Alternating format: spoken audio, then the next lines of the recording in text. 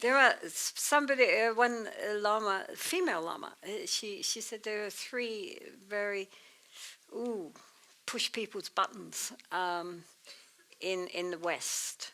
I forget what the 3rd one was, but one was renunciation, and everybody stiffens up.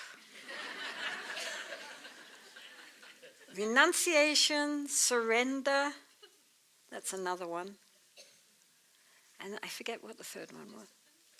Discipline? Maybe, I forget. I can't, you could tell me and it could be true. I forget what the 3rd one is. Was it discipline? Might be, yeah. Anyway, there are these 3 words which are red signals in the West. Everybody wants liberation, but they want to take it all with them at the same time. And so the Buddha said, categorically, this grasping, clinging mind based on ego is the cause of our dukkha. So, the more we learn to let go, inwardly, open up, be more accepting, more content, more appreciative, and less centered on all our egoic conceptions and desires and ambitions,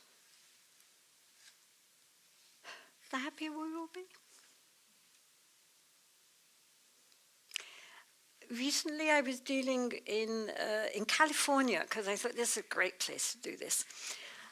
There's this text called the Therigatha, which is about, it's these verses written, well, not written, but passed down from the time of the Buddha by nuns. It's amazing that it took about 400 or 500 years before the Buddha's sutras were written down, that actually groups of monks must have been memorizing all these verses of these nuns to get to the point where they were actually written down. But they are nuns from the time of the Buddha. Many of them, most of them, I think all of them maybe must have met the Buddha. And some of them became nuns because of meeting the Buddha. Anyway, they all eventually attained to liberation. And so the verses and the stories behind the verses deal with their past their lives, why they became nuns. Some were princesses, some were very wealthy families, some were married, some were not married, some were prostitutes and courtesans, and all kinds of walks of life, who decided to renounce everything. And they really were renounced in those days, really, really renounced, and became liberated. And again, the description is like of laying down the burden. Oh, what a relief. Now I am released. Now I am at my ease. Now, I have laid down the burden, etc. That sense of, just so, like you've been trudging along, trekking up a mountain, carrying, 25 kilos on your back, and finally you get to the lodge where you're going to stay, and you can put your backpack down, and that sense of ease and relief. That comes through in many, many of their verses. Just, finally got it. Based on this, why it was good in California, because it's all about renunciation completely, how worldly delights are nothing, they're like poison, and the unlovely aspects of the body, that beauty is only skin deep, right? That you take the skin away, and what have you got? heart and lungs and intestines and, what is that which is so adorable? In one of the verses, this young man is trying to seduce this nun who is very beautiful, and he keeps on at her how beautiful she is and how beautiful her eyes are. They're like doves, and they're like this, and they're like that, and what beautiful eyes. And so she takes her eye out and gives it to him.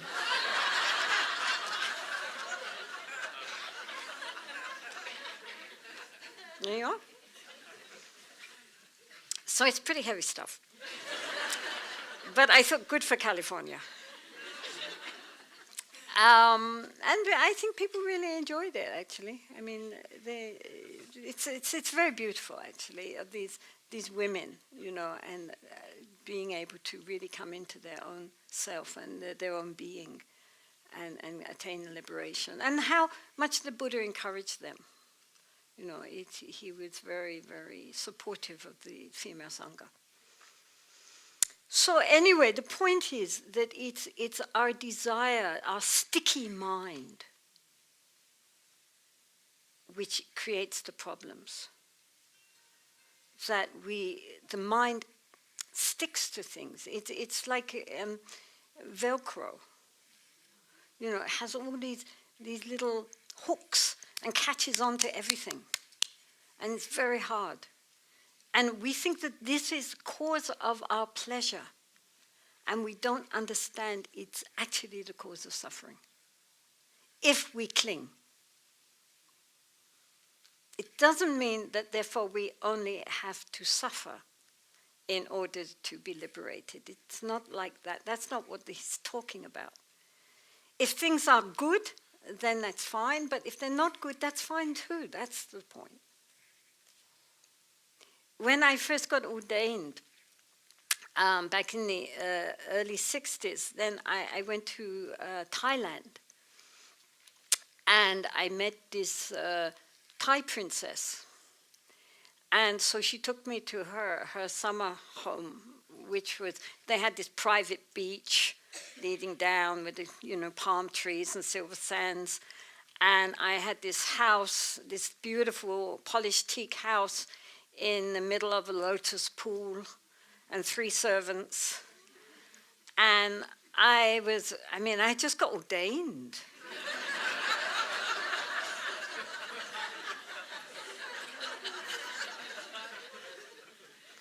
So I said to the princess, I don't feel comfortable about this.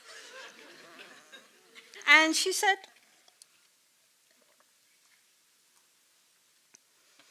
what? You didn't ask for it? It's come to you? It's not going to last forever? When things are nice, that's good. And when things are not nice, that's okay also. She's my teacher. She was a lovely, lovely woman. But it's true. So, the Buddha was invited for banquets, the most delicious food they could give, and he went for the banquets. But also, when there were no banquets, he wandered around the street getting scraps from the householders. All the same. Didn't worry him. So that kind of mind, which I call a Teflon mind, a Teflon mind, a non-stick mind, this is what we need. Right? Then whatever happens, it's okay.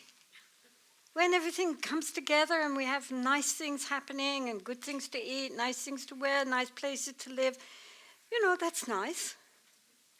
But then when we don't have those things, when we have not nice things and difficulties and problems and, things are not coming together, that's okay too.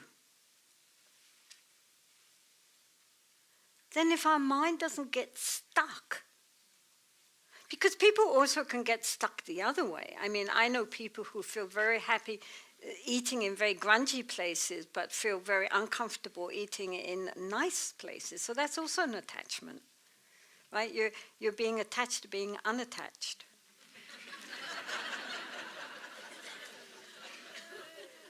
So what we need is to have a mind which doesn't get stuck anywhere, and that whatever happens, it's okay.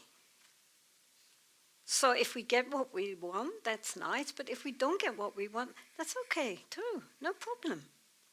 The problem is not whether we get or we don't get, but how open we are to the situations as they come. It's this grasping mind that wants things the way I want them. Everybody has to agree with me, and things have to go how I want them, and I have to get what I want. The more we get into that kind of mindset, the more we suffer. Whereas if we're open to whatever is happening and arising and leaving, recognizing everything is impermanent, nothing lasts forever, including ourselves, then there's no problem. We are the problem. We blame other people, we blame outer circumstances. But the good news is that we are the problem. Because we cannot change others, but we can change ourselves. And so the whole path is about waking up from the dream of our ignorance and grasping mind. So when the Buddha said that there is no self, there is no Atman, he didn't mean that we don't exist at all, otherwise who will be liberated? But we tend to identify with all the wrong things. This is why we suffer. Because the very ego, which we identified with this sense of I, when we look for it, can never be found.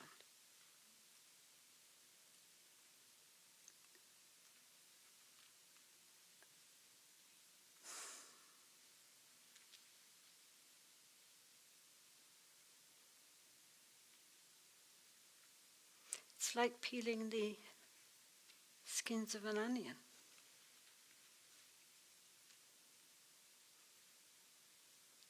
Layer after layer after layer. But there's no core.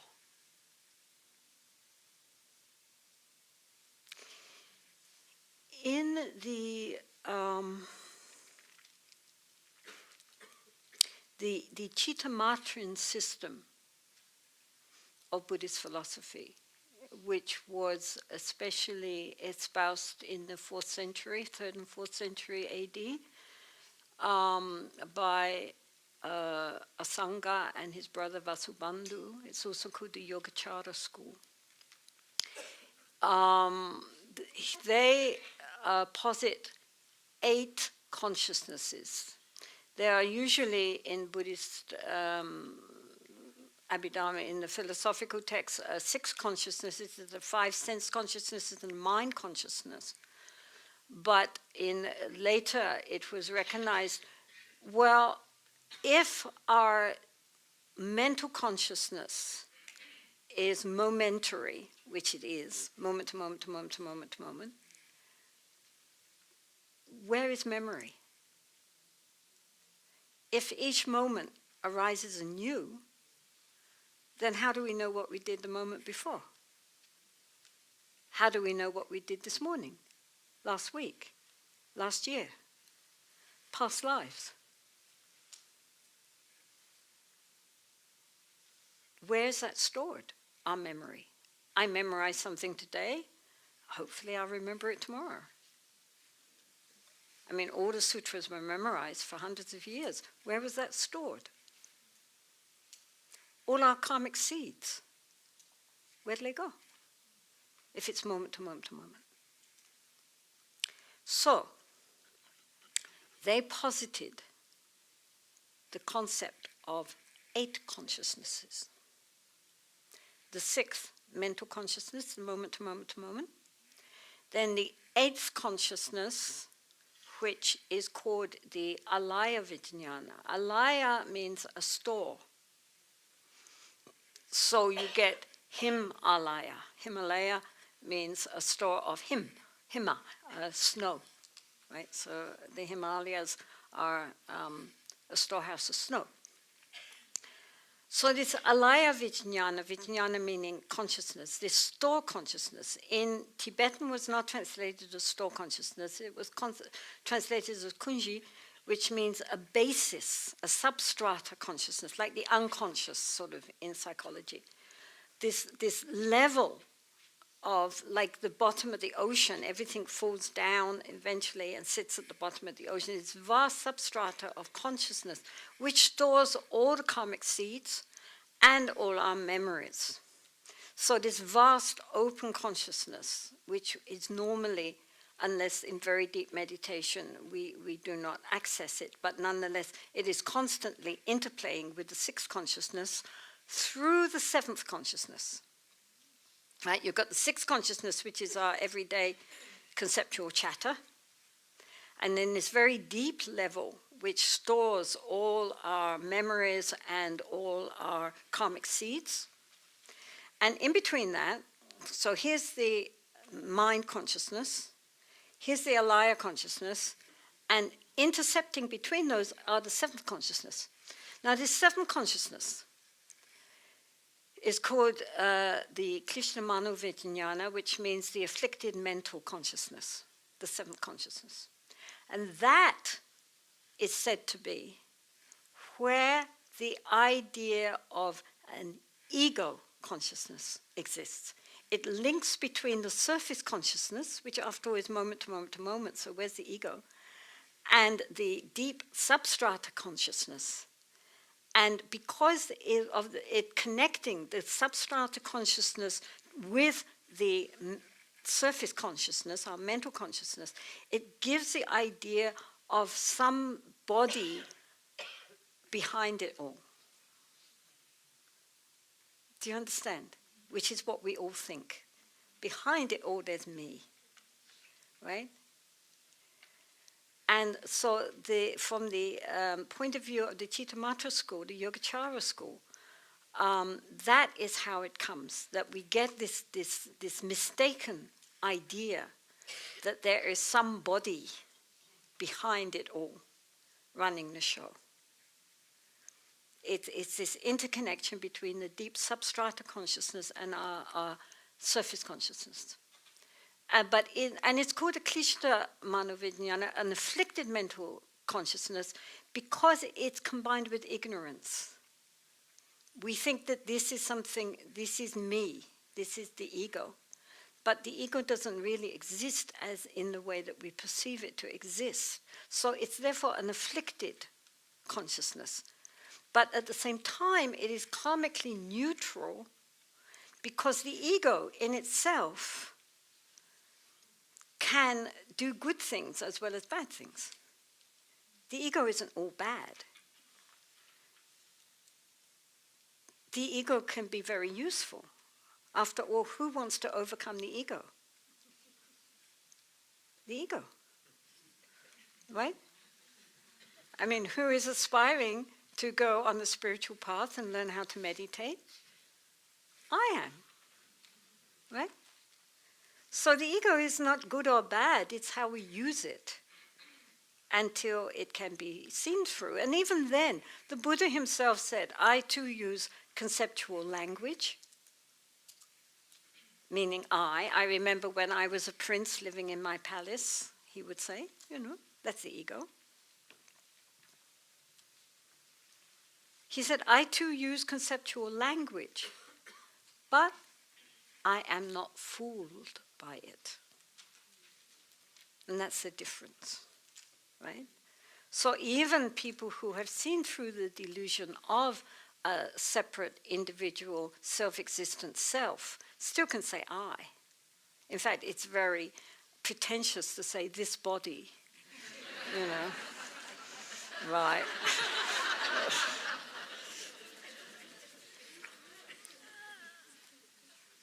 And the Buddha said I all the time, but he knew what he meant by that.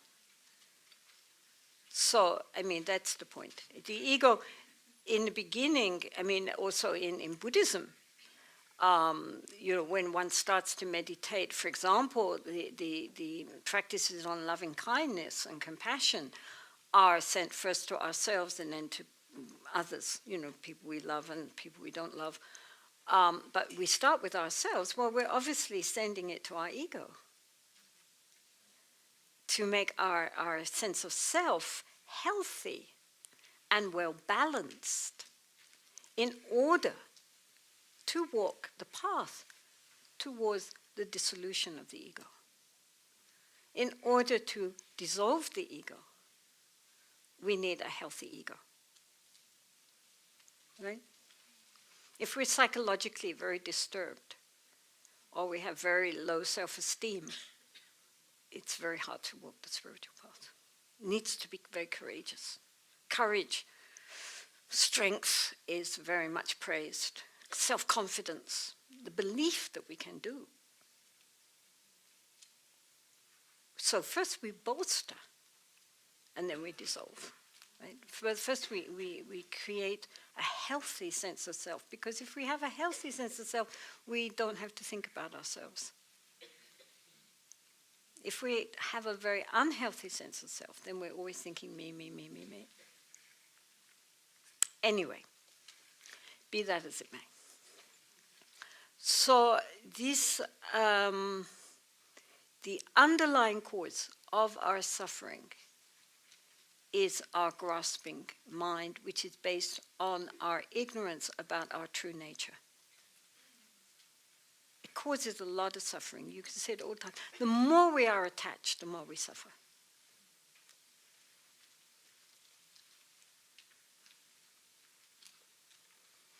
Non-attachment does not mean not loving, not caring.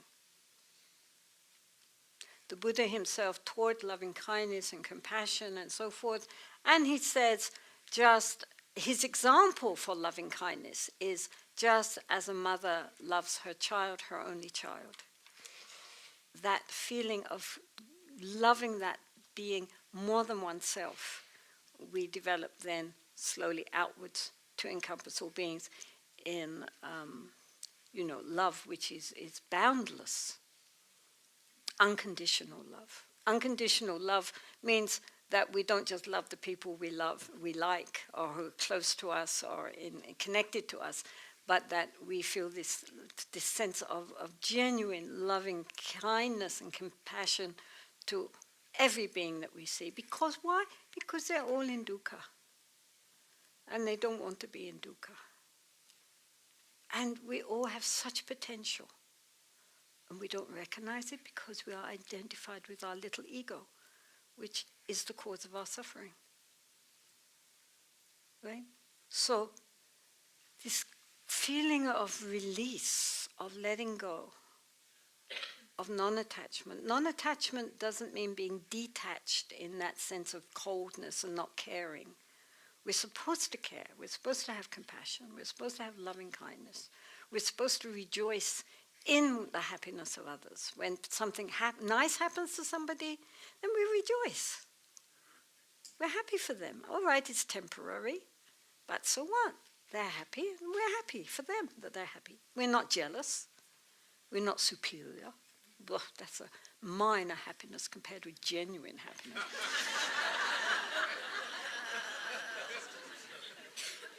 It's not like that. It's not like that. But it's not a clinging. It's not a Velcro emotion. It's not this, it really is an open, spacious love, which allows and accepts.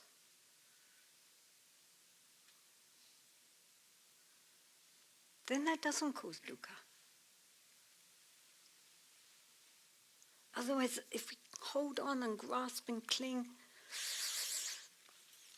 since we're all going to lose, At some point we are going to separate. Then we suffer. But if we hold gently, with appreciation, then when it goes, we allow it. It's like water. If you want to drink water, if we take look, water. God, I'm so thirsty. There's no water. If we want to drink from the water, if we want to drink from the stream, we have to hold it like this. So we create our own dukkha. Dukkha isn't something out there. Dukkha is in here. And it's caused by our clinging, grasping mind based on our fundamental misunderstanding of our true nature. So we suffer. We're sick. But the Buddha said, never mind. Yes, you are suffering. But fundamentally, we are perfectly healthy. Good news. This is not terminal. Fundamentally, we are all completely healthy.